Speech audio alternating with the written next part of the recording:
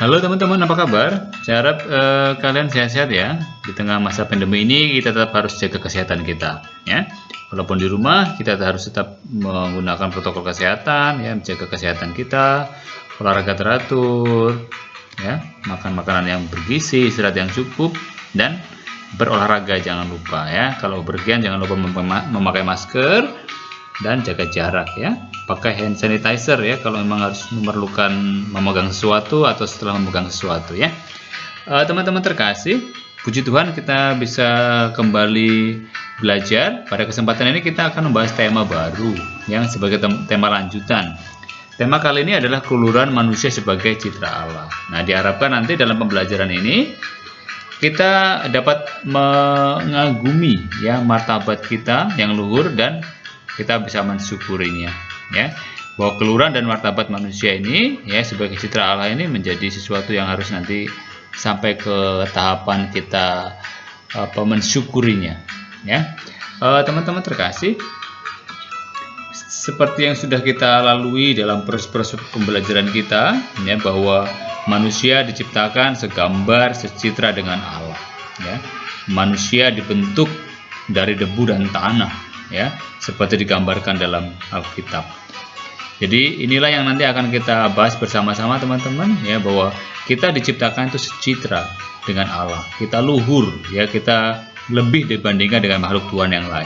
Kita akan lihat teman-teman. Jadi kira-kira nanti letak keluhuran manusia itu seperti apa, atau letak citra Allah itu seperti apa. Nanti akan kita lihat sama-sama teman-teman ya. Yang pertama ya, karena tadi dikatakan citra Allah ya, jadi kata citra sendiri itu lebih tepat digambarkan sebagai gambaran atau diartikan sebagai gambaran atau yang menggambarkan. Maka makhluk yang disebut manusia itu ya dapat dikatakan sebagai gambaran atau citra si penciptanya, yaitu Allah sendiri ya. Kita itu berarti apa? Segambar, secitra dengan Allah yang menciptakan kita. Nah teman-teman, manusia diciptakan menurut gambar dan rupa Allah ya. Maka itulah yang menjadi letak keluhuran manusia itu ya. Sangat berbeda dengan makhluk Tuhan yang lain ya. Kita diciptakan secara istimewa ya. Jadi letak keluhuran yang kita sebut dalam judul tadi, keluhuran manusia sebagai citra Allah, itu karena apa? Karena memang kita diciptakan segambar atau serupa dengan Allah ya. Jadi kalau makhluk Tuhan yang lain ya ciptakan aja ya, semuanya selesai, kemudian Allah menciptakan manusia ya, sesuai dengan gambar Allah sendiri ya, dibentuk dari debu dan tanah ya. Jadi itulah yang letak keluhuran kita sebagai manusia. Dan manusia diberi kuasa untuk menguasai alam ciptaan lain ya. Jadi nanti menguasai itu diartikan sebagai menata, melestarikan, mengembangkan dan menggunakan secara bertanggung jawab ya, bukan berarti menguasai terus kita mau seenak-enaknya saja dalam menggunakan alam ya, alam ciptaan Tuhan ya, terus tanpa merawat sehingga terjadi kerusakan alam ya. Ini yang kemudian menjadi kritik kita sebagai manusia ketika kita diserai sesuatu oleh Allah untuk merawat ya. Kadang-kala kita lupa akan tugas kita itu, kita hanya menggunakan saja tanpa pernah merawat ya. Misalkan hutan-hutan yang gundul atau kasus kebakaran ya, tanah longsor, itu karena apa? Karena akibat dari manusia tidak bisa menggunakannya dengan tanggung jawab. Teman-teman terkasih, manusia memiliki martabat sebagai pribadi ya. Artinya apa? Bahwa manusia bukan hanya sesuatu, melainkan seseorang ya. Sesuatu itu melambangkan barang ya, tidak memiliki kehendak bebas, tidak memiliki akal budi, tidak memiliki hati nurani. Tapi kalau manusia sebagai seseorang itu, manusia memiliki akal budi, kehendak bebas dan hati nurani. Inilah yang kemudian juga menjadikan manusia sebagai pribadi yang luhur sebagai citra Allah ya.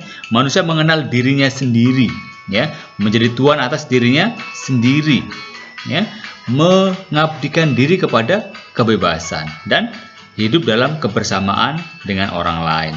Dan yang terakhir, kita dipanggil atau manusia dipanggil untuk membangun relasi dengan Allah Sang Pencipta ya. Itu sudah tertanam dalam diri kita bahwa kita secitra dengan Allah ya. Dengan mengatakan secitra berarti Ya, ingin juga menggambarkan bahwa manusia ya bukan Allah, manusia dengan Allah itu berbeda, hanya kualitas-kualitas yang dimiliki Allah juga kita miliki. Kalau Allah Maha Baik, maka kita mampu untuk berbuat baik. Maka sekali lagi, martabat manusia sebagai pribadi. Ya, yang terakhir adalah kita dipanggil untuk membangun relasi dengan Allah tentunya sebagai pencipta kita. Ya, juga dengan hidup bersama dengan orang lain, kita dituntut untuk membangun sebuah persaudaraan sejati yang menghargai nilai-nilai kemanusiaan. Nanti juga ini akan kita singgung bahwa di dalam kehidupan bermasyarakat kita ya pernah terjadi pelanggaran-pelanggaran tentang hak asasi manusia, ya nanti akan kita lihat. Yang menjadi perhatian kita adalah bahwa kehidupan bersama dengan orang lain harus sampai kepada tingkat persaudaraan sejati. Ya, persaudaraan sejati ini adalah persaudaraan yang dihayati atas dasar persamaan kodrat sebagai sesama ciptaan Tuhan dan persamaan kodrat sebagai citra Allah. Ya, tidak melihat pakaian yang dikenakan, ya, tidak melihat dia dari mana, asal suku, ya. Jadi semata-mata atas dasar kodrat ya, yang kita sama-sama diciptakan oleh Tuhan dan kita sebagai citra Allah. Ya. Persaudaraan sejati juga ini dilihat sebagai tidak membedakan orang berdasarkan agama, ya, suku, ras ataupun golongan, ya, karena semua manusia adalah sama umat Tuhan dan sama-sama dikasihi Tuhan. Maka setiap orang yang membenci sesamanya, ia membenci Tuhan, jelas, ya. Karena apa? Karena dalam diri manusia, ya, Allah ada di dalamnya. Ya, karena kualitas-kualitas Allah itu ada dalam diri manusia. Ya, sekali lagi, kalau Allah Maha Baik, maka manusia memiliki kualitas kebaikan itu. Kita bisa berbuat baik. Kalau Allah Maha Pengampun, kita manusia memiliki kualitas untuk mengampuni. Ya, jadi itulah yang membuat kita sebagai citra Allah. Kita mampu memancarkan ya kebaikan-kebaikan Allah atau kualitas Allah. Ya, karena kita diciptakan secitra dengan Allah. Teman-teman terkasih, manusia adalah makhluk yang unik, jelas ya. Unik nih berarti manusia itu berbeda satu dengan yang lain. Ya, tidak ada satu manusia pun di dunia ini yang sama. Ya, mirip iya, tapi kalau sama tidak. Ya, jadi inilah keunikan. Ya, membedakan manusia dengan ciptaan lain jelas. Ya, ini yang seperti saya singgung tadi. Ya, manusia unik, ya, memiliki kehendak bebas, memiliki akal budi, memiliki hati nurani yang sekaligus membedakan kita dengan makhluk ciptaan Tuhan yang lain. Ada tumbuhan, ada hewan, ya. Itulah yang membedakan kita. Kita bukan sesuatu, tetapi seseorang, ya. Teman-teman, ya, manusia lebih mirip dengan penciptanya. Ini makanya dikatakan tadi secitra, ya. Kualitas-kualitas yang dimiliki Allah juga ada dalam diri manusia tentunya, ya. Jadi manusia lebih mirip dengan penciptanya. Kalau Allah Maha Baik, maka kita mampu memancarkan kebaikan Allah itu. Kalau Allah Maha Murah, kita mampu memancarkan kemurahan Allah. Kalau Allah Maha Pengampun, maka kita mampu memancarkan pengampunan yang Allah berikan. Teman-teman terkasih, sekali lagi memang dalam kehidupan bermasyarakat kita seringkali terjadi pelanggaran terhadap martabat kemanusiaan. Ya, misalkan penggusuran yang terjadi, ya, tanpa memperhitungkan soal kelayakan hidup seseorang, ya. Terus kemudian kasus-kasus pelanggaran hak asasi manusia misalnya, ya. Kekerasan-kekerasan yang diakibatkan oleh sikap fanatik, ya, diskriminasi ras, suku, agama, budaya dan kelompok sosial, ya. Kaum minoritas menjadi korban, ya, kadang-kadang, ya. Karena apa? Karena sekali lagi perilaku diskriminatif yang membedakan, ya.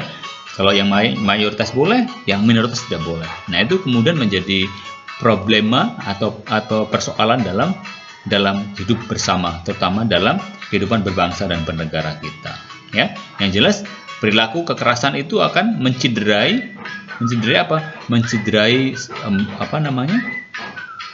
keluhuran martabat manusia sebagai citra Allah. Teman-teman terkasih, ya, apalagi kalau ini misalkan dikenakan oleh kaum muda, ya, kaum muda sudah mulai dikenalkan untuk memusuhi yang lain, ya. Kaum muda ini ya jiwanya masih berapi-api, ya. Jadi nanti kalau sampai orang muda seperti kita ya, seusia-usia kita terpengaruh, terprovokasi ya untuk melakukan kekerasan-kekerasan, karena apa? Karena merasa bahwa kita yang paling benar, kemudian menyalahkan yang lain, kemudian menindas yang lain dengan kekerasan-kekerasan, maka inilah yang akan memperburuk suasana. Maka kita sebagai generasi muda diminta untuk apa? Kita diminta untuk semakin memahami jati diri kita. Ya, siapa kita? Apa gunanya kita hidup? Ya, apa panggilan hidup kita? Ya, jelas ya, kualitas kita sebagai citra Allah adalah memancarkan kebaikan-kebaikan Allah.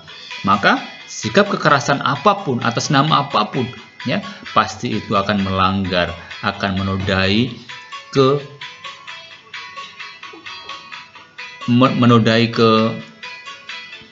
keluhuran ya manusia ya.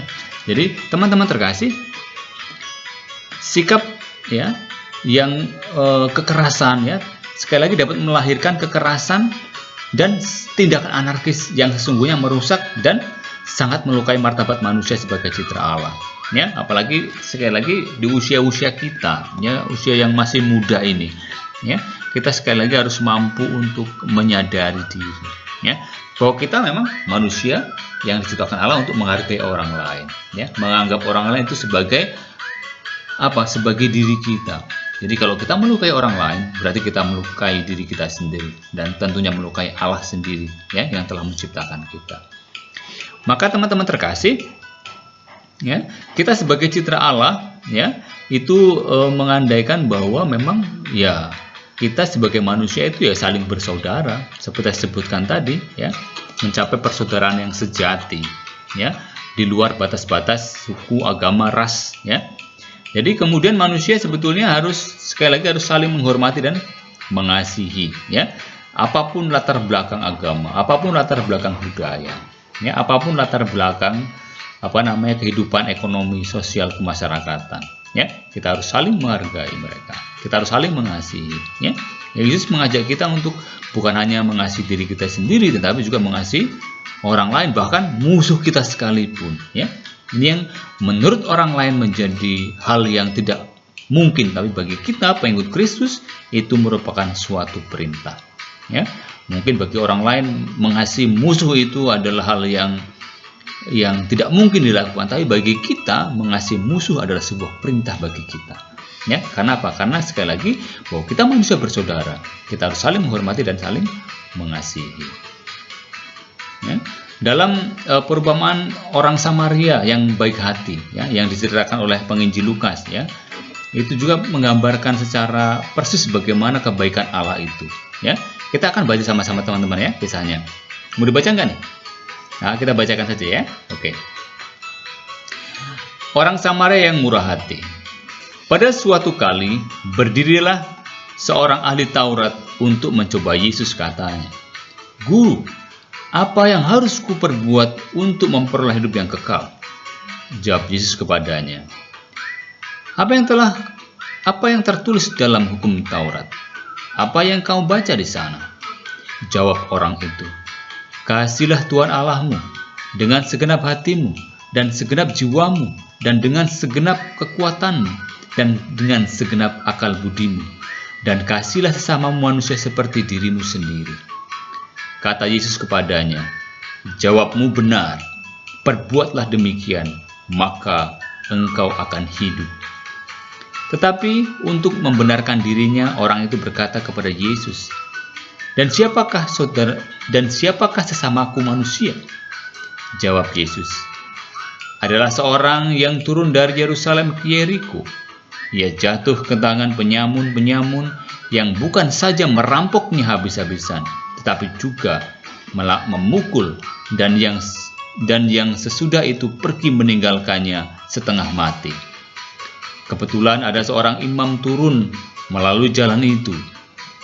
Ia melihat orang itu, tetapi ia melewatinya dari seberang jalan. Demikian juga seorang Lewi datang ke tempat itu. Ketika ia melihat orang itu, ia melewatinya dari seberang jalan. Lalu datanglah seorang Samaria yang sedang dalam perjalanan ke tempat itu. Dan ketika ia melihat orang itu, tergeraklah hatinya oleh belas kasihan. Ia pergi kepadanya, lalu membalut luka-lukanya.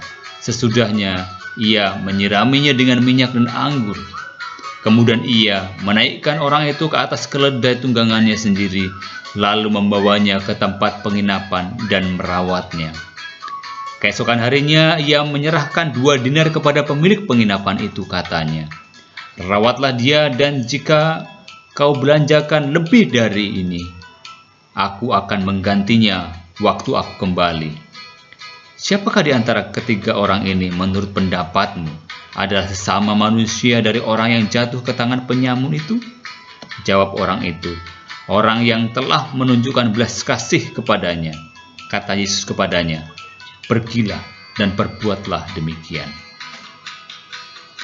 Teman-teman terkasih, ya, jelas ya, ini merupakan gambaran bagaimana perbuatan kasih itu tidak melihat latar belakang suku, agama, dan budaya. Ya, sekalipun orang yang dianggap musuh sekalipun, ya, dalam tradisi Yahudi, ya, orang Samaria itu merupakan orang di luar atau orang yang dimusuhi dalam artian tertentu, ya, oleh orang Yahudi. Tetapi apa? Orang Samaria ini, ya, memperlakukan orang itu dengan penuh kasih, melebihi dari seorang saudara sekalipun.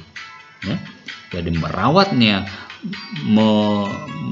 memberi perawatan yang cukup, ya, memberi penginapan, ya, membiayai hidupnya, ya. Jadi inilah sebuah gambaran nyata bagaimana sih kita hidup dalam masyarakat seharusnya, ya. Kalau orang sekali lagi melihat atau mempraktekkan apa yang Yesus katakan ini, ya, menganggap orang lain adalah diri kita sendiri, maka persaudaraan, kedamaian sungguh-sungguh terjadi dalam kehidupan bermasyarakat kita. Teman-teman terkasih, orang Samaria yang baik hati itu telah sekali lagi memperlakukan orang Yahudi, ya, yang mendapat bencana, ya, mendapat musibah, ya, perampokan, ya, seperti saudaranya sendiri, ya, mungkin bahkan lebih dari seorang saudara tentunya, ya. Teman-teman, ya, dalam kitab Kejadian, ya, bab 1 ayat 26 sampai 27 dikisahkan demikian, ya. Berfirmanlah Allah, "Baiklah kita menjadikan manusia menurut gambar dan rupa kita, supaya mereka berkuasa atas ikan-ikan di laut, dan burung-burung di udara, dan atas ternak, dan atas seluruh bumi, dan atas segala binatang melata yang merayap di bumi." Maka Allah menciptakan manusia itu menurut gambarnya.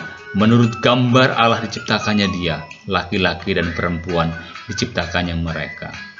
Ya, jelas dalam ayat ini, ya, mempertegas bahwa manusia sekali lagi merupakan gambar dan citra Allah. Ya, kita diberi tugas untuk apa? Untuk memancarkan, ya, gambaran Allah.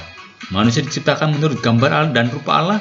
Ini adalah sekali lagi letak keluhuran manusia, ya, sangat berbeda dengan makhluk Tuhan yang lain, ya, yang diciptakan, ya, tanpa membentuknya, ya. Kalau manusia jelas, ya, dikatakan dibentuknya, ya, melalui tangan Tuhan sendiri, ya, sehingga kualitas Allah juga kita miliki, ya. Kita harus mampu memancarkan kebaikan Allah tentunya, ya. Teman-teman, kita harus juga belajar dari tokoh-tokoh yang hidup dalam sejarah, ya, bagaimana sih orang-orang ini bisa kita teladani, ya. Kita bisa lihat, ya, nanti teman-teman bisa mencari ceritanya, ya. Kalau saya tunjukkan gambar ini gambar siapa kira-kira, ya? Iya, benar, ini gambar Mahatma Gandhi, ya. Kalau kita bicara soal Mahatma Gandhi, pasti ini terjadi atau tokoh yang berasal dari mana nih? Dari India, ya. Nanti ini berbicara tentang bagaimana sih orang supaya diperlakukan secara sama, ya, tidak diskriminatif, ya, karena memang di India terjadi perlakuan diskriminatif yang berlatar belakang agama dan budaya tentunya, ya. Silakan teman-teman juga bisa cari, ya, cerita tentang Mahatma Gandhi. Ini sungguh benar-benar sangat inspiratif sekali. Terus gambar ini gambar apa teman-teman? Siapa ini? Iya, Mother Teresa atau Bunda Teresa, ya, atau nama aslinya sih Agnes Gonza Bojaxhiu, ya. ini tokoh seorang biarawati yang memang mendedikasikan untuk yang mendidik, merawat, ya, memberikan perhatian pada orang-orang yang sangat terpinggirkan, ya, di India juga sana, ya. Jadi kemudian yang ini mungkin teman-teman agak asing ya dengan tokoh ini, ya, mungkin jarang muncul di media, ya. Ini adalah Romo Mangun, ya. Ini Romo Mangun adalah tokoh atau seorang pastor yang ikut dalam memperjuangkan mereka yang tergusur, ya, waktu pembangunan waduk Gedung Ombo di Jawa. Nah, ya. Jadi ini juga menjadi inspirasi kita, ya, bahwa martabat manusia, ya, ini harus memang kita perjuangkan. Tidak ada yang lebih besar dari yang lain, semuanya sama, ya. Yang patut kita beri perhatian adalah mereka yang paling tersingkir, tertindas, yang paling kecil. Nah, ini dapat menginspirasi kita, teman-teman, ya. Silahkan nanti cari, ya, kisah Romo YB Mangunwijaya ini, ya. Terus yang terakhir ini, ya, tokoh siapa namanya ini? Masih kenal? Ini sempat namanya muncul santer, ya, di di berita-berita, ya, karena memang tokoh ini meninggal, ya, dalam perjalanan ke Belanda. Ya, siapa namanya? Ya, Munir Said Talib, ya, atau kita kenal sebagai Munir, ya. Ini adalah tokoh pejuang hak asasi manusia yang memperjuangkan tokoh-tokoh yang aktivis yang diculik, ya, pada masa Orde Baru, ya.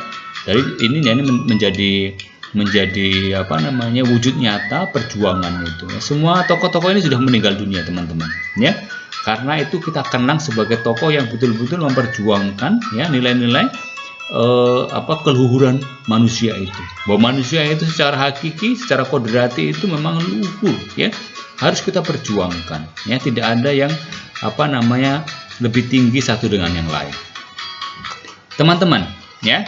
Jadi saya minta teman-teman ikut belajar dari mereka dengan cara silakan cari ceritanya, ya, keempat tokoh ini, ya. Ini adalah sekali lagi tokoh-tokoh pejuang kemanusiaan, ya. Jadi teman-teman bisa betul-betul nanti belajar dari tokoh ini, ya, untuk memaknai keluhuran martabat manusia itu, ya, bahwa manusia sungguh-sungguh patut dihargai, ya, apapun profesinya, apapun aktivitasnya, ya. Maka ini menjadi penting. Maka semoga nanti tokoh-tokoh ini bisa menginspirasi teman-teman, ya, untuk bagaimana sih saya sebagai seorang pelajar misalnya, ya, bisa untuk sampai kepada apa yang saya bisa perbuat untuk memperjuangkan atau memaknai panggilan kita sebagai citra Allah yang bermartabat luhur ini, ya. Jadi teman-teman, sebagai aksi nyata kita sebagai pengikut Kristus, ya, di akhir pembelajaran ini saya minta teman-teman untuk membuat aksi nyata dengan menunjukkan kepedulian terhadap sesama yang berkebutuhan khusus, ya, atau sesama yang kurang beruntung, ya. Mungkin di masa pandemi ini, kalian bisa, apa sih yang bisa saya lakukan, ya, hal-hal kecil saja, ya. Silakan buat aksi nyatanya, ya. Tidak usah yang besar-besar seperti tokoh-tokoh tadi, tetapi kegiatan kecil saja, misalnya katakanlah melalui bantuan kita, ya, misalkan terhadap orang tua kita misalnya, ya, orang tua kita jelas, ya, dalam keseharian akan sangat membutuhkan bantuan kita, ya. Atau misalkan teman kita yang sedang membutuhkan apa gitu, ya, kita juga bisa bantu mereka, ya. Tetapi tetap, ya, jangan terlalu beraktivitas di luar, ya, karena memang di masa pandemi ini kita masih harus tetap jaga kesehatan kita. Kira-kira teman-teman pikirkan saja, ya, apa yang bisa saya perbuat, ya. Terus kemudian saya minta untuk abadikan momen aksi nyata itu, ya, dalam sebuah foto, ya, supaya memang kalian betul-betul bisa mendokumentasikan ini, ya. Inilah aksi nyata saya yang bisa saya lakukan untuk apa?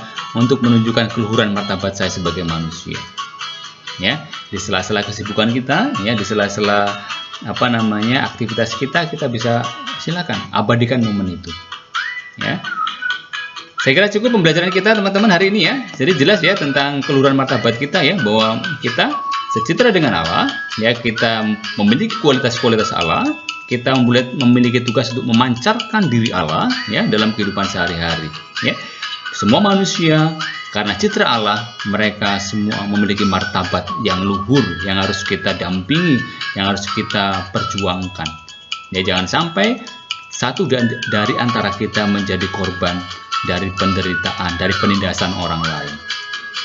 Oke teman-teman, silakan yang belum subscribe ya, supaya kita bisa terus berproses dalam pembelajaran ini. Ya, saya harap kita semua selalu dilindungi Tuhan, selalu dibebaskan dari segala mara bahaya, ya, terutama virus corona yang sedang sedang mewabah ini, ya. Semoga Tuhan selalu melindungi seluruh keluarga kita, ya, orang-orang tercinta kita, menjauhkan mereka dari segala mara bahaya. Oke teman-teman, tetap semangat ya. Kita sampai ketemu di pembelajaran kita berikutnya. Kalau ada pertanyaan atau sesuatu yang tidak jelas, boleh ditanyakan ya. Silakan tulis di halaman komentar, boleh ya. Untuk saran juga boleh, misalkan Pak, ini suaranya terlalu terlalu kecil, atau nggak usah ada suaranya, atau seperti apa ya, silakan nanti ditulis di halaman komentar ya. Oke, terima kasih sekali lagi, Tuhan memberkati and God bless you.